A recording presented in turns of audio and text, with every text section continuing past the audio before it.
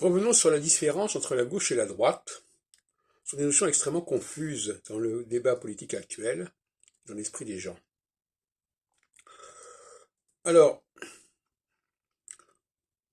bon, j'ai dit récemment que la gauche était en phase avec le peuple, avec la masse,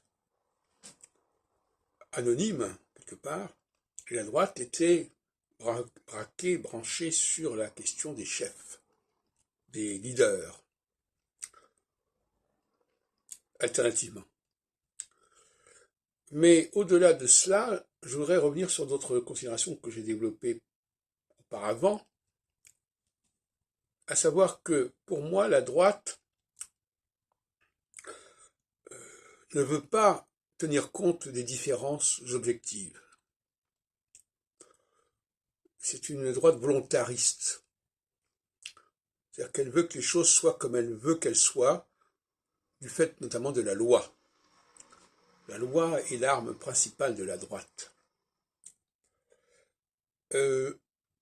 Pour la gauche, je dirais qu'elle est plus scientifique, plus objective. Elle reconnaît davantage un certain nombre de clivages fondamentaux qui sont évidents, qui s'imposent à la vue. Et par conséquent, et c'est là que le débat existe, elle serait davantage communautariste, si on peut dire, au sein d'un même ensemble, puisqu'elle reconnaît les diversités, les clivages. Je donne toujours l'exemple du MLF qui est né en 68, en pleine période équinoxiale, et qui reconnaissait que chaque groupe devait fonctionner à sa façon. Qu'il n'y avait pas une seule façon de fonctionner. Une sorte d'autodétermination des différents groupes. Ce qui fait quelque chose de plus girondin, si on peut dire, de plus régional.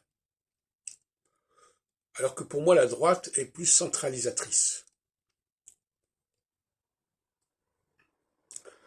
Mais il faut reconnaître que sur ce point, les choses ne sont pas si claires.